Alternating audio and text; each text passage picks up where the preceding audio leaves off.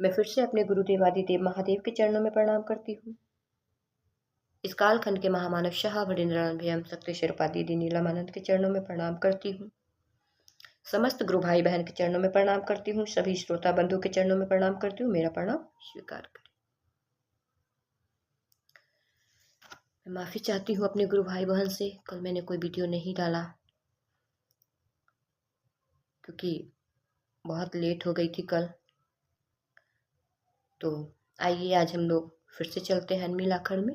हम लोगों ने सुना था परसों के वीडियो में आध्यात्मिकता का एक विशाल कैनवास बना दिया था हरिंद्रानंद ने, जहां कोई भी उस परमात्मा की छवि आसानी से उकेर सकता था।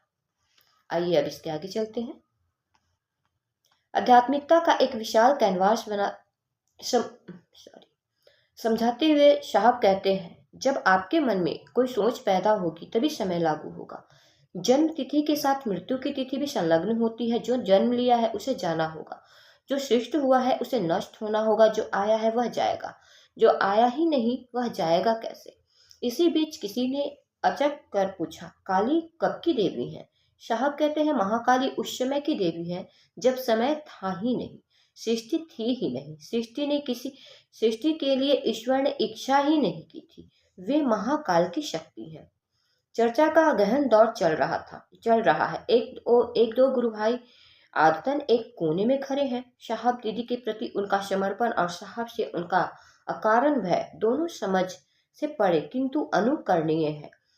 एक बार चाय भी आ चुकी है। अपनी बात को आगे बढ़ाते हुए वे कहने लगे, शास्त्र कहते हैं कि विष्णु, ब्रह्मा, राम या कृष्ण किसी ने पढ़ाने का काम नहीं किया। पौराणिक देवता राम से संबंधित मूल रूप से दो ही प्रमाणिक ग्रंथ हैं, एक वाल्मीकि रामायण और दूसरा तुलसीकृत रामचरितमानस। आप यदि इनका अध्ययन करेंगे तो पाएंगे कि भगवान राम स्पष्ट रूप से कह रहे हैं कि मैं सज्जनों की पीड़ा हरने और दुष्टों के विनाश के लिए आया हूँ। हरहु कृपा निधि सज्जन पीड़ा। अब भगवान श्री कृष्ण को देखें, उन्होंने भी स्पष्ट कह दिया है कि परित्राणाय साधूनाम विनाशाय च दुष्कृताम धर्म संस्थापनार्थाय शंभवामी युगे युगे। यह भी वही बात है। साधुओं को परित्राण देने और दुष्टों का दलन करने मैं आया हूँ, और इस बार ही नहीं, मैं बार बार आऊंगा। शंभवामी युगे युगे। भगवान श्री कृष्ण भी पढ़ाने की बात नहीं कर रहे हैं। वे समझाते हुए कहते हैं कि दुर्गा भी तो युद्ध की देवी है। राम और कृष्ण तो राक्षसों को मारते हैं, लेकिन वे कहती हैं सुर असुर दोनों तो मेरे ही हैं। जब इनकी प्रवृत्ति गलत हो जाएगी तब इन्हें दंड दूंगी। जैसे महिषासुर ने देवी दुर्गा से विवाह करने का निश्चय किया, तब उन्होंने यह कहकर उसका वध कर दिया कि अब यह महर्षि अर्थात भैंसा हो गया है, यह अपनी बुद्धि से रीत गया है, तभी तो मुझसे विवाह करने को आतुर है। हरिंद्रानंद की इन विवेचनाओं से स्पष्ट हो गया कि अन्य कोई भी देवी देवता गुरु का कार्य नहीं करते, अपितु उन्हें ज्ञान अवश्य है, समझते हैं लेकिन समझाते नहीं, योग्य है लेकिन योग्य बनाते नहीं। सभी के प्रयोजन अलग है। शिव एकमात्र देवता है जो मूलतः रूप गुरु पद धारित करते हैं। गुरु के पद को धारण करने का अधिकार भी उसी को है जो सृष्टि के रहस्य से अभिज्ञ हो, और किसी के रहस्य से पूर्ण अभिज्ञता उसी को की हो सकती है जिसने उसका सृजन किया हो। गुरु ही अध्यात्म की कुंजी होते हैं। अतएव गुरु का चयन व्यक्ति को सोच समझकर करना चाहिए। मेरा मानना है कि महागुरु महादेव ही एकमात्र ऐसे देवता हैं जिनको जनमानस सहजता से गुरु रूप में स्वीकार कर सकता है। रात के लगभग 10 बज चुके थे, फिर भी साहब ने अपनी बात को आगे बढ़ाते हुए कहा कि जगत गुरु शिव अपने शिष्य के निर्मित किसी प्रकार की शर्त या वर्जना आरोपित नहीं करते। जो भी उनको अपना गुरु मानेगा स्वतः उनका शिष्य होगा। घड़ी की सुई 10:30 पर थी। चर्चा खत्म हुई, सभी अपने घर की ओर चल पड़े। बच्चों की गर्मी की छुट्टियां हो गई थी। बच्चे कहीं घूमने जाने की जिद कर रहे थे। एक दिन पहले ही उदय बाबू आए थे तो उन्होंने भी महिषी के तारापीठ मंदिर घूमने की बात छेड़ी थी। पत्नी का भी स्वभावगत भगवती प्रेम महिषी की यात्रा के बारे में सुनते ही जाग उठा था। बच्चों की जिद और नीलम की चाहत एक पिता और पति पर भारी पड़ी। दूसरे दिन जाने का कार्यक्रम था, लेकिन ऑफिस के कई समकक्षीय पदाधिकारियों के आ जाने के कारण कार्यक्रम स्थगित करना पड़ा। आज शायद ऐसा नहीं होगा। उदय बाबू ने पहली बार महिषी तारापीठ चलने की इच्छा व्यक्त की थी।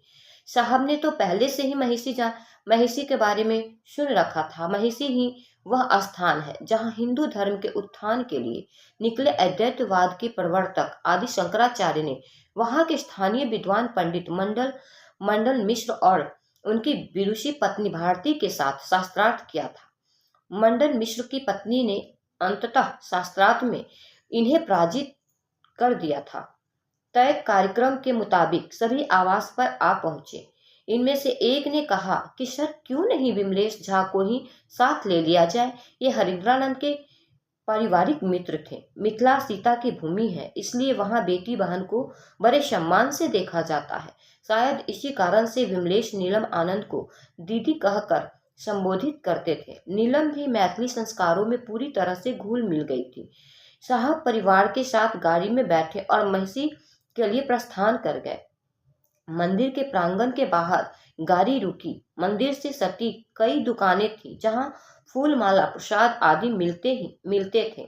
नीलम ने कहा कि थोड़ा प्रसाद खरीद लिया जाए। पेड़े की एक दुकान पर सभी रुक गए। विमलेश ने पूछा, पेड़ा कैसे है? एक 14 रुपये, एक 18 रुपये। दो तरह का क्यों है भाई? साहब ने पूछा। एक में चीनी कम है और दूसरे में ज्यादा। हरिंद्रानंद ने कहा, 18 रुपए वाले 2 किलो पेड़ा लीजिए। दुकानदार ने पत्ते के 2 बड़े दोने में पेड़े बांध दिए। नीलम ने कहा, चलिए। मंदिर की ओर चलते चलते हरिंद्रानंद ने अनायास दोने से एक पेड़ा उठाया, आधा तोड़कर दोने में रख दिया, आधा मुंह में डाल लिया और कहा, चीनी सही में कम है। यह न तो शायास था और न तो कोई नियत थी, पर भारतीय धार्मिक परंपरा पर एक कुठाराघात जरूर था। उसी समय मंदिर के कई पुजारी भी साहब के साथ चल रहे थे। मंदिर के पुजारियों ने इन्हें पेड़ा चखते हुए देख लिया था। यह खबर मुख्य पुरोहित के पास पहुंची। जो साहब आए हैं, उन्होंने प्रसाद को जूठा कर दिया है और संभवतः उसी को भगवती पर चढ़ाएंगे भी। दूसरी ओर हरिंद्रानंद और उनके साथ आए लोगों के मन में ऐसा जरा भी ख्याल नहीं था। सभी मंदिर के गर्भगृह में पहुंच चुके थे। मंदिर के भीतर झुककर जाना होता है। बिजली नहीं रहने पर अमूमन अंधेरा ही रहता है। केवल एक छोटी सी खिड़की थी जिसके खुले रहने पर मंदिर के भीतर हल्की रोशनी आती है। तब तक मुख्य पुजारी स्वयं आए। आते ही पीछे की खिड़की को खुली थी, उन्होंने बंद कर दी। बिजली नहीं थी। मंदिर में घना अंधेरा छा गया। हरिंद्रानंद ने पुजारी से कहा, पंडित जी, खिड़की खोल दीजिए, अंधेरा हो गया है।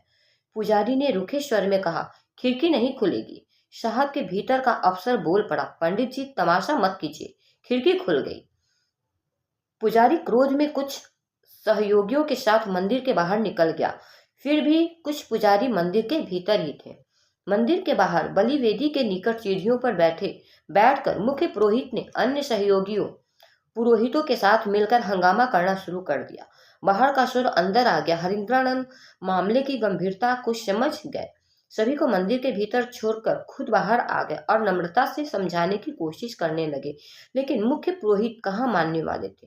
वे काफी गुस्से में बोले जा रहे थे कि यह मुनि वशिष्ठ द्वारा स्थापित मां उग्र तारा का सिद्ध पीठ है। यह ऐसा कैसे हो सकता है कि प्रसाद जूठा करके चढ़ाया जाए? यह आप लोगों ने क्या किया? वशिष्ठ से लेकर आज तक कोई भगवती को प्रसाद नहीं खिला सका। आप क्या हैं? एक पुरोहित ने ललकारते हुए कहा।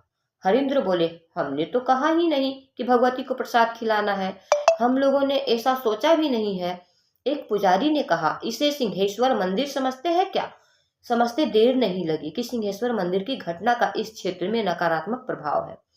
पंडितों ने इनकी एक नहीं सुनी। शोर बढ़ता जा रहा था। धैर्य का बांध टूट चुका था। अंत में इन्होंने विमलेश से कहा कि दीदी से जाकर कहो कि भगवती को प्रसाद खाने को कहेंगी। यह खबर पाकर दीदी ने पुनः मां उग्रतारा के समक्ष हाथ जोड़े।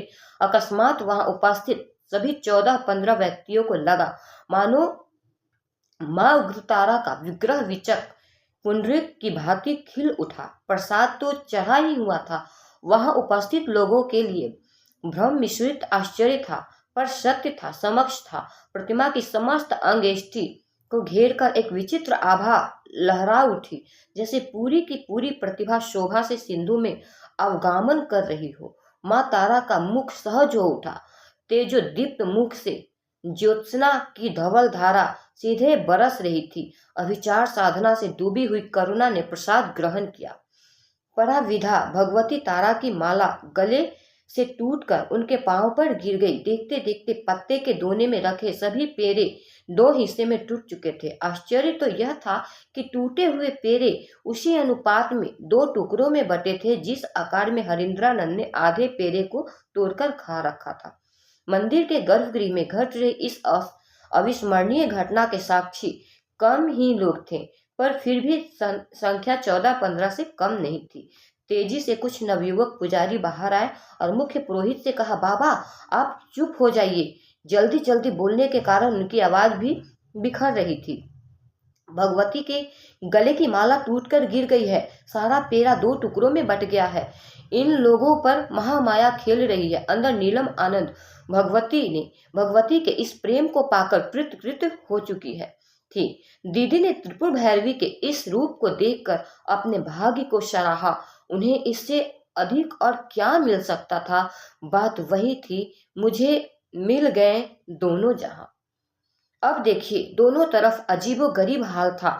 साहब उन पुरोहितों के साथ उलझे थे, वहीं दूसरी ओर दीदी पर माँ नील तारा ने उनके हिस्सों पर सर्वस्व सौंप दिया था, जो अनकहा था, अज्ञात और अदृश्य था। मंदिर के गर्भगृह के बाहर पांव रखते ही इन्होंने देखा कि मुख्य पुरोहित एवं कुछ अन्य पंडित अभी भी उनके नाथ यानी पति के साथ उलझे हुए हैं। दीदी को गुस्सा आ गया। प्रधान पुरोहित को फटकारते हुए क्या कहा, क्या पागलों की तरह बात करते हैं। हरिंद्रानंद ने नीलम को बोलने से रोका। खैर सभी गाड़ी में बैठे। मंदिर परिसर का माहौल तनावपूर्ण हो चुका था। लौट कर ड्यूटी भी जाना था। छुट्टी बच्चों की थी, साहब की नहीं। विधि का विधान है, इस चराचर जगत में घटनाएं सदा स्थान विशेष पर काल एवं पात्र की प्रतीक्षा करती है। इनके संयोग से ही नियति के पटल पर घटनाएं प्रतिफलित होती है। कुछ दिनों बाद उदय बाबू समेत अन्य लोगों ने बताया कि महिषी मंदिर का वह मुख्य पुजारी विक्षिप्तों जैसी हरकतें करता हुआ सचमुच पागल हो गया। नीलम ने गुस्से में आकर जिसे पागल कह दिया था, यह वही मुख्य पुजारी था। तो आज हम लोग यहीं तक रहने देते हैं। हम लोगों ने सुना कि कैसे माँ तारा हमारी दीदी द्वारा चढ़ाए गए प्रसाद को ग्रहण सचमुच में की। सचमुच हमारे साहब दीदी महादेव और भगवती इस धरती पे थे। हम लोग धन्य हो गए अपने साहब दीदी का दर्शन करके, उनकी वाणी सुन के, उनके सानिध्य में रह के। मैं फिर से आप सबों के चरणों में प्रणाम करती हूँ। मेरा प्रणाम स्वीकार करें। मिलते हैं फिर से हम लोग आगे के वीडियो में।